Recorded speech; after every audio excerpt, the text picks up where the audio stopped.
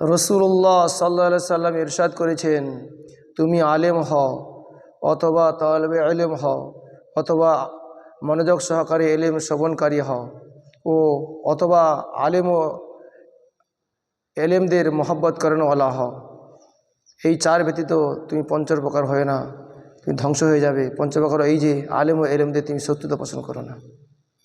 আলেমরা হচ্ছেন আর ওলামা ওরসাতুল আম্বিয়া, নবীদের ওয়ারিস, অর্থাৎ রাসূলুল্লাহ সাল্লাল্লাহু আলাইহি সাল্লামের যে বাণীগুলো তিনি দিয়ে গেছেন, সেই বাণীগুলো এরা হচ্ছে বাহক, মানুষের কাছে পৌঁছে দেয় এই আলেম ওলামারা।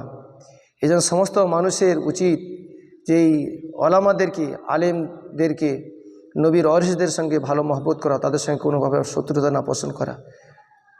তাহলে ইহকাল এবং পরকালে শান্তি আল্লাহ তাআলা দেবেন। মানুষ ইহকালে ধ্বংস হবে এবং পরকালে মানুষ ধ্বংস হয়ে যাবে।